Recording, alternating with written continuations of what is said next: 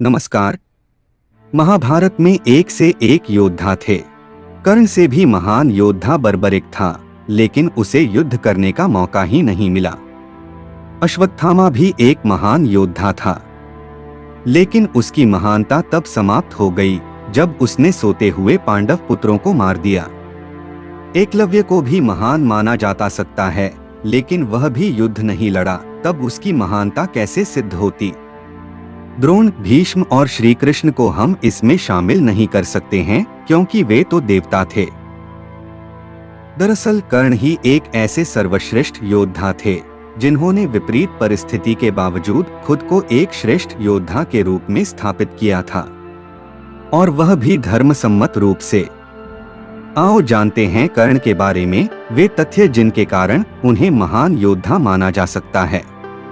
अर्जुन का साथ देने के लिए जगत के स्वामी थे, लेकिन कर्ण का साथ देने के लिए दुर्योधन ही था।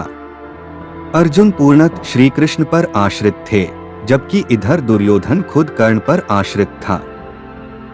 कर्ण को द्रोण ने वह संपूर्ण शिक्षा नहीं दी जो उन्होंने पांडवों या कौरवों को दी थी।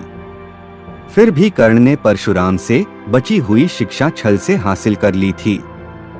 यदि कर्ण अर्जुन के बराबर योग्य नहीं होता तो भगवान परशुराम कर्ण को शिक्षा देने के लिए तैयार नहीं होते। कर्ण एक सच्चा मित्र होने के साथ साथ ही दानवीर भी था। स्वयं भगवान श्री कृष्ण इस बात की पुष्टि करते हैं कि कर्ण से बड़ा दानी कोई नहीं। कर्ण जब यह जान गया कि मेरी माता कौन है और मेरे भाई कौन है, तब भी उसने मित्रता का धर्म निभाया। श्री कृष्ण की योजना के तहत कर्ण के कवच और कुंडल को छलपूर्वक अर्जुन के पिता इंद्र द्वारा हथिया लेने के बावजूद कर्ण ने युद्ध को एक योद्धा की तरह लड़ा।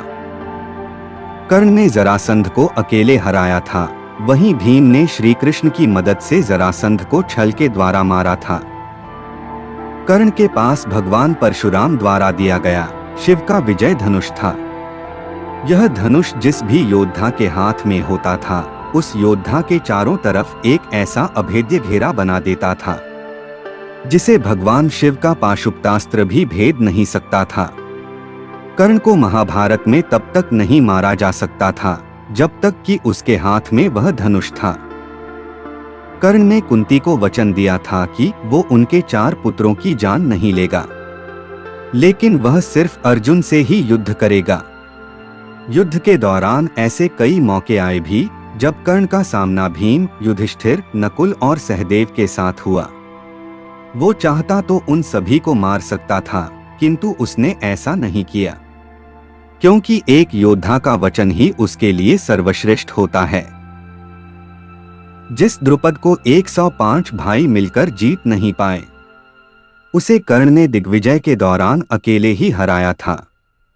प्रागज्योतिष का राजा भगदत्त, जिसे राजसूय यज्ञ के दौरान अर्जुन नहीं हरा पाए थे, उसे भी कर्ण ने हराया था।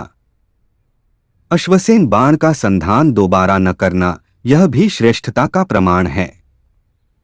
अश्वसेन एक नाग था जो कर्ण के धनुष पर चढ़ गया था, और उसने कहा था कि तुम मेरा संधान करो तो मैं वहां पहुंचकर अर्जुन को डंसकर अपना बदला पूरा करूंगा, क्योंकि अर्जुन ने खांडव वन दाह के समय मेरी माता को मारा था।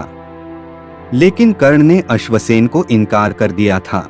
जब श्री कृष्ण ने कर्ण को यह बताया कि तुम पांडवों के सबसे बड़े भाई हो, तो कर्ण ने कहा कि हे कृष्ण, मेरी मृत्यु तक पांडवों को यह मत बताना कि मैं उनका बड़ा भाई हूं, अन्यथा उनकी लड़ाई मेरे प्रति कमजोर पड़ जाएगी।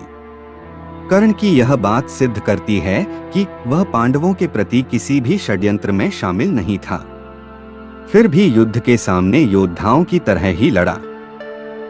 महाभारत के एक प्रसंगानुसार जब कर्ण के बाणों के प्रहार से अर्जुन का रथ कुछ इंच पीछे चला जाता है और कृष्ण उसकी प्रशंसा करते हैं, तब अर्जुन कहता है कि मेरे बाणों से कर्ण का रथ कई गज पीछे चला गया, तब आपने मेरी प्रशंसा नहीं की। अर्जुन की इस बात पर भगवान श्री कृष्ण कहते हैं कि कर्ण के रथ पर कर्ण और महाराज शल्य बैठे हैं, परंतु तुम्हारे रथ पर मैं यानी भगवान नारायण और महावीर हनुमान बैठे हैं। तब भी कर्ण ने तुम्हारा रथ पीछे धकेल दिया। सोचो यदि महावीर हनुमान नहीं होते तो क्या होता। इसी कुछ कारणों की वजह से कर्ण को महाभारत का सबसे सर्वश्रेष्ठ योद्धा माना जाता है, जिसकी प्रशंसा खुद भगवान श्री कृष्ण करते हैं। अगर आपको ये वीडियो अच्छी लगी तो लाइक और शेयर करें और ऐसी ही नई कहानियों के लिए सब्सक्राइब करना ना भूलें।